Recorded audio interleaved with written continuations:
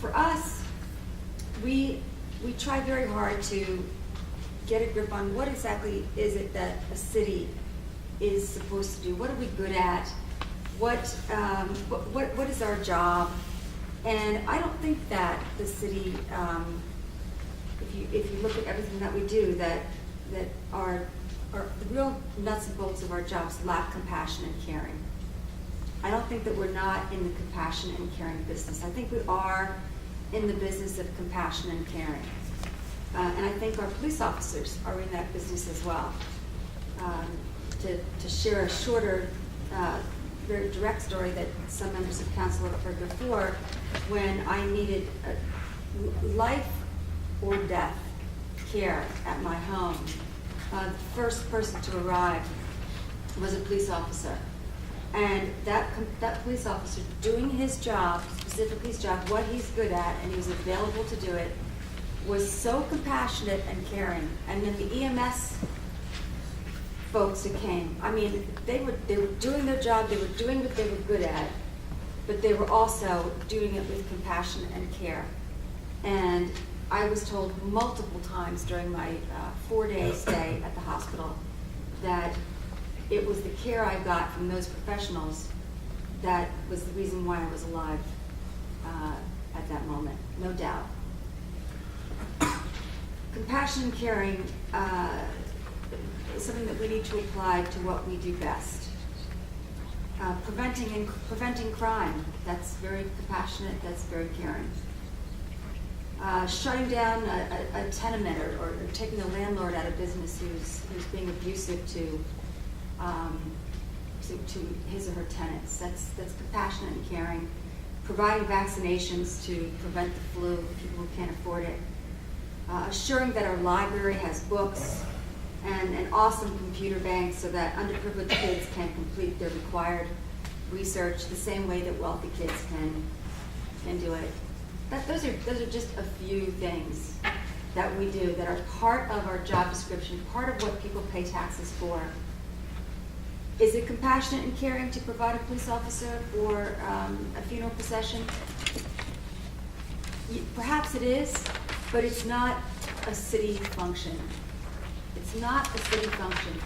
And I think that for those folks who really, for them, it is essential that to their emotional state to have a funeral procession that's accompanied by police officers, that the burden of at least some of that cost be taken on by that family, as opposed to considered a taxpayer expense. I don't think that having a police officer at your funeral is a taxpayer expense, something that should be spread, the cost of it should be spread out among the taxpayers. Compassion and caring, I understand it completely. And when I need the city to do its job, I expect them to do it with compassion and caring whenever possible. And I will hold them to that as an individual. But I don't think that simply because we've done it in the past, that it's what we should do in the future. I think we need to do more with less, and we need to do more of what we do best and what we're trained for. And we need those officers to prevent crime. We need those officers to help people in need. And if having an officer at your procession really matters to you, and that's something you do want to put into your will and you do want to provide the money for, because I don't think the rest of the city necessarily should pay for that individual, very emotional, very sensitive desire that you have about your own funeral or the funeral of a family member. Thank you. Any other comments? Please call the roll. Mrs. Polinsky. Aye. Mr. DiGiacinto. Aye. Ms. Dawn. Aye. Mr. Evans. Aye. Mr. Mauer. Aye. Mr. Reynolds. Aye. Mr. Donchez. Aye. 7-0 pass. 9E, Bill 40, establishing Article 1501, fire safety code enforcement inspection fees. An ordinance of the City of Bethlehem, Counties of Lehigh and Northampton, Commonwealth of Pennsylvania, establishing Article 1501 of the Codified Ordinances of the City of Bethlehem, entitled Fire Safety and Code Enforcement Inspection Fees, Bill number 40 is sponsored by David DiGiacinto and Gordon Mauer. Comments? Please call the roll. Mrs. Zelinski. Aye. Mr. DiGiacinto. Aye. Ms. Dolan. Aye. Mr. Evans. Aye. Mr. Mauer. Aye. Mr. Reynolds. Aye. Mr. Donches. Aye. 7-0 passes. Item 10, new ordinances, 10A, Bill 41, amending ordinance 2010-49 tax millage purpose. An ordinance of the City of Bethlehem, Counties of Lehigh and Northampton, Commonwealth of Pennsylvania, amending ordinance 2010-49 in the following section for the purpose of the taxes is added: EMS facilities, fire pumper renovations, and 911 console upgrade in place of EMS facility and fire pumper. Section 2 is a repealer. Bill number 41 is sponsored by Eric Evans and J. William Reynolds. Comments? Please call the roll. Mrs. Zelinski. Aye. Mr. DiGiacinto. Nay. Ms. Dolan. Aye. Mr. Evans. Aye. Mr. Mauer. Aye. Mr. Reynolds. Aye. Mr. Donches. Aye. 6-1 passes. 10B, Bill 42, amending ordinance 2011-18 tax for public safety projects. An ordinance of the City of Bethlehem, Counties of Lehigh and Northampton, Commonwealth of Pennsylvania, amending ordinance 2011-18. The Council of the City of Bethlehem ordains in Section 1 that the paragraph stating the purpose of .75 mils for construction of an EMS facility and fire pumper is amended for renovation of existing buildings on Dewberry Avenue and Stefco Boulevard for EMS facilities and renovation of the Lincoln Firehouse on Easton Avenue towards completion of the 911 console upgrade. The words under a line item in City Council's budget are deleted. Section 2 is a repealer. Bill number 42 is sponsored by Eric Evans and J. William Reynolds. Comments? Please call the roll. Mrs. Zelinski. Aye. Mr. DiGiacinto. Nay. Ms. Dolan. Aye. Mr. Evans. Aye. Mr. Mauer. Aye. Mr. Reynolds. Aye. Mr. Donches. Aye. 6-1 passes. We'll move to resolutions. Resolution 11A, establishing funeral procession fees. Be it resolved by the Council of the City of Bethlehem that the following fee is hereby established: police escort of a funeral or other authorized procession, $150. Resolution 11A is sponsored by Gene Zelinski and J. William Reynolds. Comments?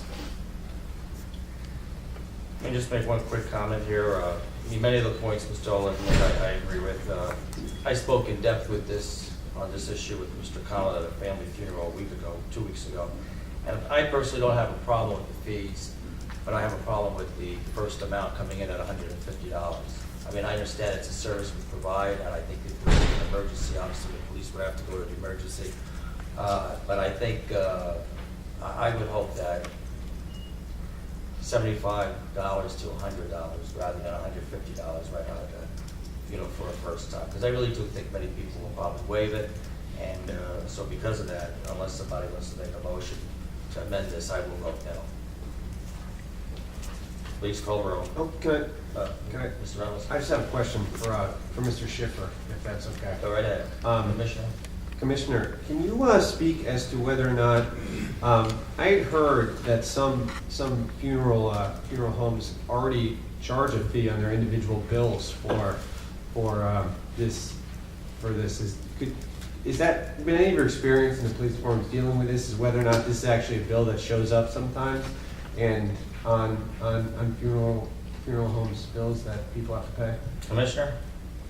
I've been told that it has shown up on individual itemized funeral home bills and exact amounts. I've heard, and it's hearsay. Yeah. As far as this goes, I have not seen it personally, but I've been told in amounts that would vary anywhere between $100 and $250. And what's the current? But if we haven't been charging, what's the current charge that funeral homes have had to pay for associated with the service? 0. Okay, thank you. Any other comments? Ms. Dolan? I just, Commissioner Schiffer, Commissioner? I think you had said something at the last meeting when we discussed this about how much this actually does cost the city. Is this going to cover the cost? Probably not, but it's not designed to. As far as I'm concerned, this was a measure that I'm interested in for the dedication of police resources where I believe that they're most needed. It's not a revenue source, in my opinion. The amount was arrived at, which I spoke at last meeting, by basically polling other departments across the country on what the average fees were going, which at the time I'd seen fees that ranged between $150 and about $650. And I also took the number of police officers on average, or ran studies out of our system to see how long they spend on a funeral escort, how many officers.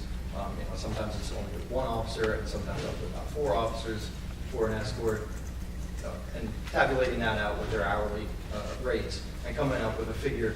On average, just their hourly rates would come up to approximately $100. Then you add into it. Right now, we have a fleet of 6 Harley-Davidson motorcycles, 3 of which are in dire need of repair. They're approximately $22,000 a piece. The fuel and maintenance costs, for those pieces of equipment, we're constantly trying to replace and trying to enter into a yearly replacement to replace one of those bikes every year. Currently, we have one that's from 1998, has a lot of miles on it. The motor is basically shot, and it's almost worthless. So, trying to keep up the equipment end of it is very difficult. To make sure that we have motorcycles to do this. So the fee, I don't know whether it would cover the cost, and I don't think it's known how many people would opt for the service or not opt for the service. But I do believe that some sort of fee is necessary in order, if we're going to make it optional and there's no fee associated with it, then I believe we would just continue providing the service to everyone. It would be the same as we have now, to mandate the service, in my opinion. But really, like what you spoke about earlier, with your personal experience, I want the ability, as the police commissioner, to assign police officers to do the job that I believe is required of us. Before we get into a situation, every year I get to come here and brag about our decreasing crime rate and increasing clearance rates, which I'm very proud of, and I think all of us should be very proud of. And we want to keep it that way before we get into a situation where we're a city that, number one, doesn't provide what I believe are essential police services. Like a lot of our surrounding cities won't even come out to your house if you're a victim of a burglary or a theft or something, something along those lines. The police officer doesn't even come to your house. We are so far beyond that as far as service-oriented police department. I believe this is a very small item as far as a cutback in order to provide more traditional police services, responding to emergencies, accidents, investigating hit and runs, or emergency 911 medical calls and things of that nature. You just bring to mind another time that I had an experience with a Bethlehem police officer when my house was broken into. And that's exactly what did happen. An officer came, I understand what Mr. Smayo was talking about with that. When someone is there, a police officer, and they're looking right at you, and it had a very calming effect. In this case, it was that somebody had broken a window and entered and stolen things from my house, which I would consider to have to go into the police station, I guess, is what they have to do in other communities. That's correct. To have to leave my house, go someplace else, and try to describe to someone in a little room there in the basement what happened would have been very different than having a police officer dusting for fingerprints. And it was a small crime, but he treated it as if it was, it was important to me. But he was doing what he does, and I felt very, very good about, 14, 15 years ago, about being a citizen of Bethlehem. It made me all the way around just feel safer. So I guess that's that service that you're talking about. So I would just say in response to President Donchez, I think that the $150, if I'm hearing you right, is so that people would think twice before you ask them for this service, so that it would cut down on the number of police officers who are doing this service as opposed to being very quickly and readily available to do police work. And also, you've already got shortages with motorcycles and difficulties with their mileage. And I think you mentioned the last time the amount of time that they spend having to idle, having to stand there idling, just not good for a vehicle at all. So I think all the way around, considering how expensive funerals are, thousands and thousands of dollars, $150 if you really, really wanted it, would be something you'd have to pay for. So I think $150 is very fair. Thank you, Commissioner. Mr. Reynolds? Just one more comment, and I think that, just briefly, the implication here, of course, is that the $150 gets passed on to the family. But while we're talking about sympathy, there's nothing that says that that fee would need to get passed on to the people that are using it. As Councilman Dolan just referenced, unfortunately, funerals often cost thousands and thousands of dollars. And I think that in the spirit of speaking of sympathy, there is always the possibility that we've kind of just by not discussing it, taken off the table of a thousands and thousands and thousands of dollar funeral costing a little bit less from the funeral side of it.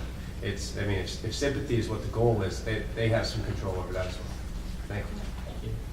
Please call the roll. Mrs. Belinsky. Aye. Mr. DiGiacinto. Aye. Ms. Dolan. Aye. Mr. Evans. Aye. Mr. Mauer. Aye. Mr. Reynolds. Aye. Mr. Donchester. Nay. 11Z, establishing fire safety code enforcement inspection fees.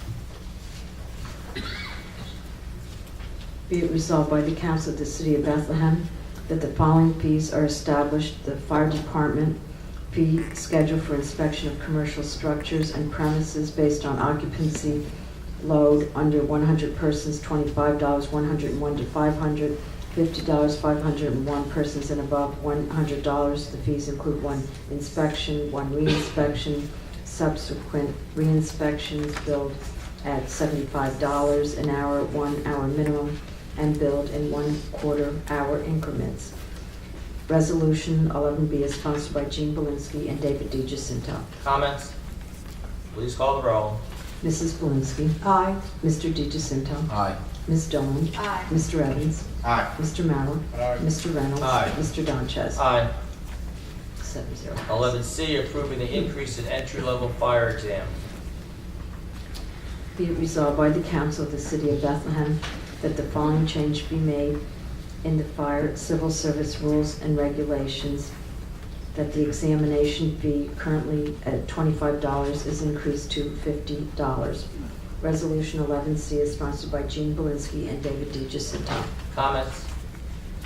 Please call the roll. Mrs. Belinsky. Aye. Mr. DiGiacinto. Aye. Ms. Dolan. Aye. Mr. Evans. Aye. Mr. Mauer. Aye. Mr. Reynolds. Aye. Mr. Donchester. Aye. 7-0. 11D, approving the increase in entry-level police exam. Be it resolved by the Council of the City of Bethlehem that the following change be made in the police civil service rules and regulations. The registration fee of $25 is increased to $50. Resolution 11D is sponsored by Jean Belinsky and David DiGiacinto. Comments? Please call the roll. Mrs. Belinsky. Aye. Mr. DiGiacinto. Aye. Ms. Dolan. Aye. Mr. Evans. Aye. Mr. Mauer. Aye. Mr. Reynolds. Aye. Mr. Donchester. Aye. 7-0. 11E, amending the rules of City Council Special Council Committee. Be it resolved by the Council of the City of Bethlehem that the rules of council are amended as follows. In Rule 3, A, the invocation and pledge to the flag shall take place immediately prior to the start of business that shall begin with roll call is added in the order of business. The courtesy of the floor is changed to public comment. In Rule 3B, courtesy of the floor is changed to public comment. In Rule 3C, courtesy of the floor is changed to public comment. In Rule 3D, courtesy of the floor is changed to public comment. Rule 6E is changed to read, except for approval of minutes and adjournment, The vote taken upon every motion, resolution, or ordinance shall be taken by roll call, and the yeas and nays shall be entered on the minutes. The following is added. At each regular city council meeting, the members of council shall vote on a rotating alphabetical basis, starting with the name of the first member of council in alphabetical order at the first meeting, starting with the name of the second member of council in alphabetical order at the second meeting, and so on for each regular city council meeting, and returning to the name of the first member of council in alphabetical order when the rotating alphabetical basis is completed for the 7 members of council, and continuing on a rotating alphabetical basis. In Rule 6H, 10 copies is changed to a copy of regulations or code to be placed on file in the office of the city clerk or in the office of the body or department charged with enforcement. Rule 9 is amended to read, a motion to reconsider shall be entertained at the current or the next regular meeting following the one at which the vote was taken. No second motion to reconsider the same motion shall be entertained. The purpose of reconsidering a vote is to permit correction of hasty, ill-advised, or erroneous action, or to take into account added information or a changed situation that has developed since the taking of the vote. Rule 10 is deleted, and the subsequent sections are renumbered. Rule 11 is amended to read that a report or communication be referred to a committee chair. Procedures for nominations and elections of the president and vice president of council are added to the rules of council to read nominations from the floor, president of council and vice president of council. The members of council shall nominate the president of council and the vice president of council in accordance with Robert's Rules of Orders. Nominations from the floor. All candidates for the president and vice president of council shall be considered at the same time. Roll call elections, president of council and vice president of council. The members of council shall vote for the president of council and the vice president of council by roll call election. All candidates for the president and vice president of council shall be considered at the same time. Be it further resolved that the rules of council in Resolution 8881 is amended, not amended by this resolution, are hereby incorporated into this resolution, and all resolutions and parts of resolutions inconsistent herewith are hereby repealed. Resolution 11E is sponsored by Eric Evans and Karen Dolan. Comments? Dolan? I thank the members of my committee.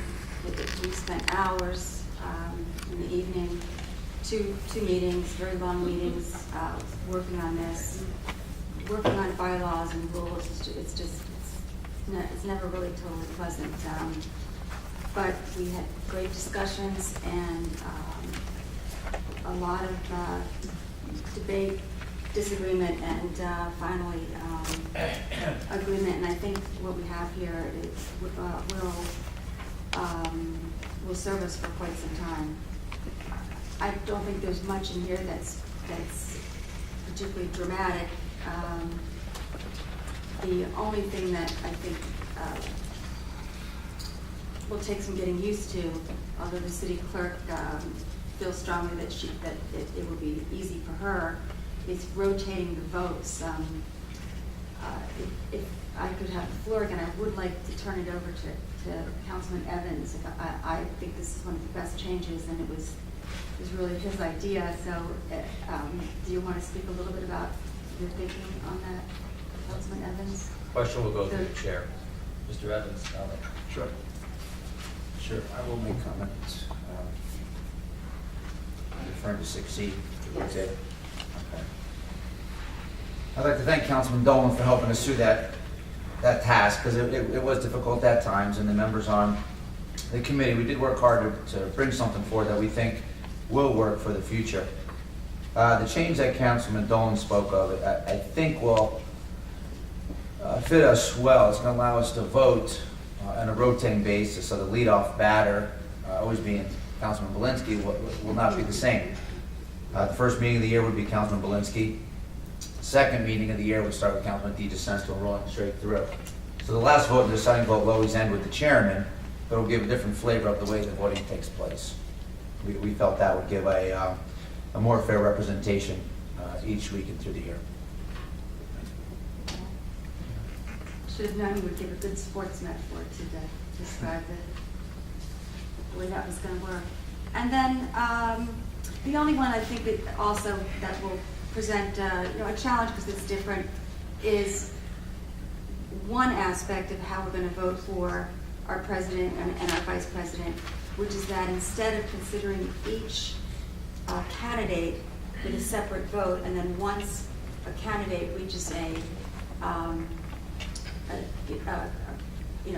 has enough votes to secure that nomination or that office, no more voting on anyone else. Instead, we're going to go really with what's prescribed by Robert's rules, which is there'll be a roll call, but the roll call will be each person on council will simply state the name of the person on council who's qualified to be president, whoever they wish to be president, whoever they wish to be vice president. There is nominations that are allowed and discussion prior to the vote, as there would be on any vote of this sort. But each member may vote for whomever they wish. It will be interesting to go through this process. It is required by Robert's rules that a council choose from amongst the 6 different options for voting. And this will be the first time since I've been on council that we have it codified what option we chose. So no one got everything that they wanted on this one. It was really a compromise. And also I want to thank our attorney, Chris Fedoni, for making sure that we kept everything in line with third-class city code. So again, thank you to the committee, and and through the chair, if there's any questions for the committee members, I would hope that city council members would ask. Questions? And let me just say thank you to Chairman Dolan and members of the committee, Mr. Maurer, Mr. Evans, for serving on this special committee to review the rules of City Council. Please call the roll. Mrs. Belinsky. Aye. Mr. DiGiacinto. Aye. Ms. Dolan. Aye. Mr. Evans. Aye. Mr. Maurer. Aye. Mr. Reynolds. Aye. Mr. Donches. Aye. 7-0. 11F, certificate of appropriateness for 552 Main Street. A certificate of appropriateness under the provisions of the Act of the Pennsylvania Legislature and Bethlehem Ordinance. Whereas it is proposed that the applicant will install a display case on the entrance door at 552 Main Street. Now therefore be it resolved by the Council of the City of Bethlehem that a certificate of appropriateness is granted for the proposal sponsored by David DiGiacinto and Eric Evans. Comments? Please call the roll. Mrs. Belinsky. Aye. Mr. DiGiacinto. Aye. Ms. Dolan. Aye. Mr. Evans. Aye. Mr. Maurer. Aye. Mr. Reynolds. Aye. Mr. Donches. Aye. 11G, certificate of appropriateness for 79 West Market Street. A certificate of appropriateness for a proposal for the applicant to install 2 signs at 79 West Market Street, one on Main Street and one on Market Street. Now therefore be it resolved by the Council of the City of Bethlehem that a certificate of appropriateness is granted for the proposal. Resolution 11G is sponsored by David DiGiacinto and Eric Evans. Comments? Please call the roll. Mrs. Belinsky. Aye. Mr. DiGiacinto. Aye. Ms. Dolan. Aye. Mr. Evans. Aye. Mr. Maurer. Aye. Mr. Reynolds. Aye. Mr. Donches. Aye. 11H, approving the intergovernmental agreement, PennDOT, Wyandotte Street area, removing the left turn lane. Be it resolved by the Council of the City of Bethlehem that the mayor and controller are hereby authorized to execute an intergovernmental agreement authorizing municipal project on state highway and such other agreements and documents as are deemed by the city solicitor to be necessary or related with the Commonwealth of Pennsylvania Department of Transportation for the State Route 378 project to implement revised pavement markings and signing, to reestablish parking on the east side of State Route 378 from Broadway and Dakota Street to 3rd Street and Delaware Avenue in accordance with the intergovernmental agreement. Made a part hereof, Resolution 11I, sponsored by J. William Reynolds and Karen Dolan. Comments?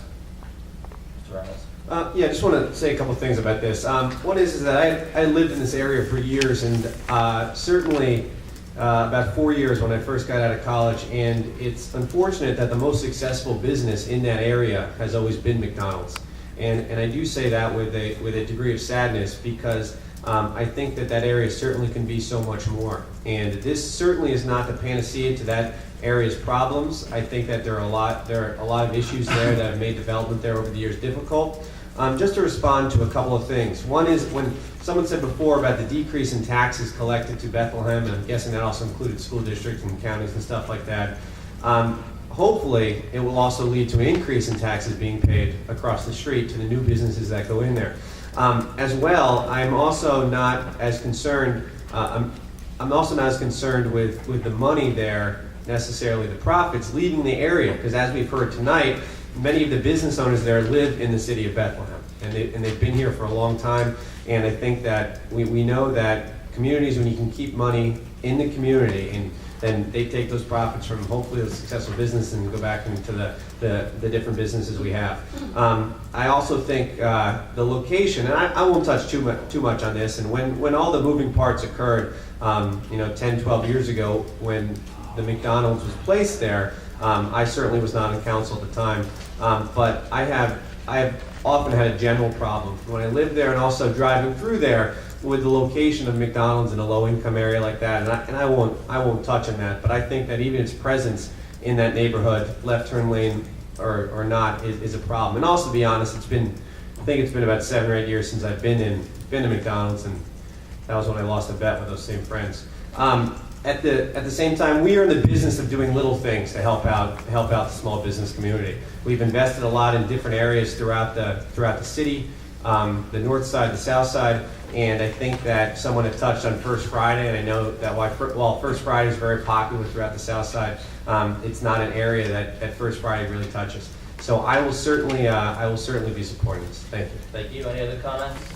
Mr. Sickle? Yeah, I just, this, going back in time after we were presented this back in April, Mr. President, I was a little confused. I looked back and I questioned some members of the administration and other people about what had happened. And this was approved back in May of 2008 on a 5-2 vote. And in fact, I think 2 of the members of council that are now supporting it voted against it. And I know there was a lot of discussion. I went back and read the minutes.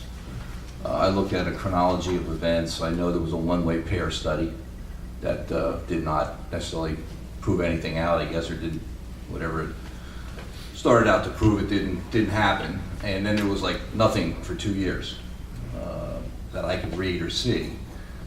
Maybe some correspondence between the administration and the McDonald's lawyers, whoever, but after April 19th, this suddenly became a council issue to resolve. And it's been said tonight, and maybe Mr. President, somebody can explain what has changed between 2008 and today. It's 3.5 years later, and it seems like everything is kind of, maybe the traffic's a little thicker. I know this is a very tough situation because you got a business that's been there for a while. You have other businesses that have been there for longer and are trying to make it, and all of a sudden, this has come back 3 years after. Maybe from the casket after 3 years, and it's in front of us. And what's changed? Maybe somebody might, Mr. Spur? What changed is PennDOT needed council to take this next step. The resolution that was passed indicating their intention and desire on the part of council wasn't enough for PennDOT. They needed this body to approve the intergovernmental agreement. Now, yes. I got that, but it took 2.5 years to ask the question, or 3 years to get to this point? no, PennDOT indicated that they would need that. Yeah, but there was some dead time. There was some dead time, Jack, right? There was nothing happening. Right? Yeah, it was waiting for council to pass that intergovernmental agreement, I think.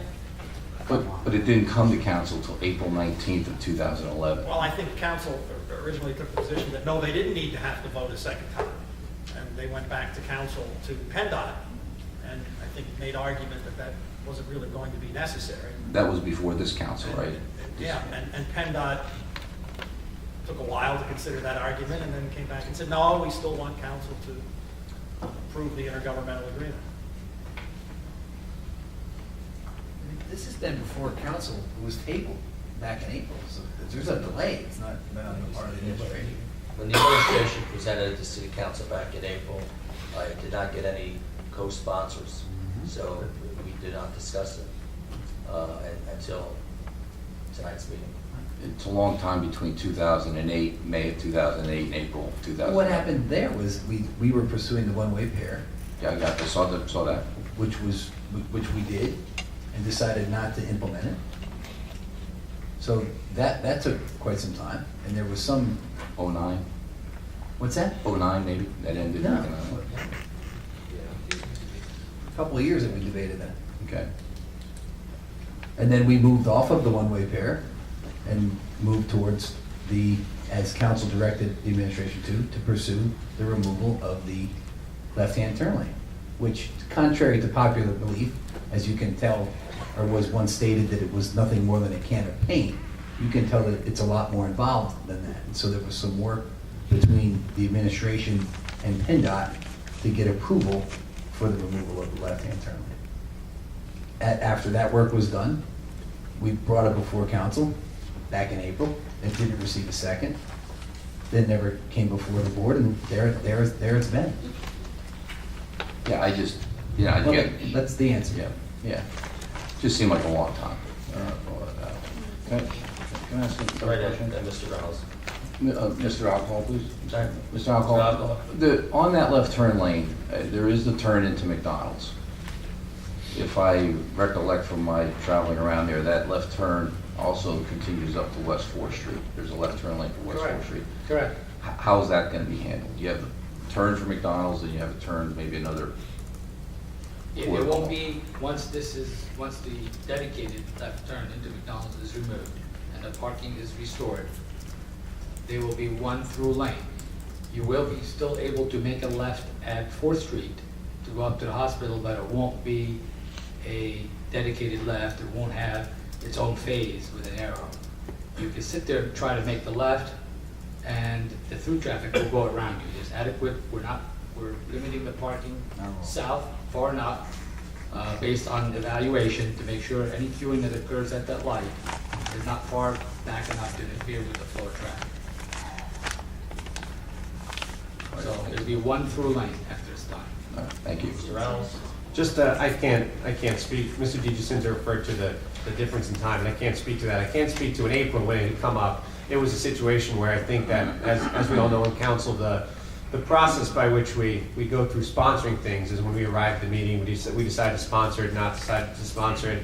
I think it was something, I only speak for myself personally, it's certainly something I would have sponsored back in April. It was something that Mr. Doncic had said there were no co-sponsors to. So it was one of those things that I think that several of us had realized. I know I had a conversation with Mr. Doncic about this a couple of months ago, and we also we both sent memos about this issue, is that I think that it was unfortunate. I can't speak for why it took until April, but I do know that there were some of us that wanted to pass this when it originally came up, and because of whatever kind of meeting confusion we want to put that to, it didn't happen. But I do know that as far as why it came up now, I know Mr. Doncic and I had a conversation with each other about this.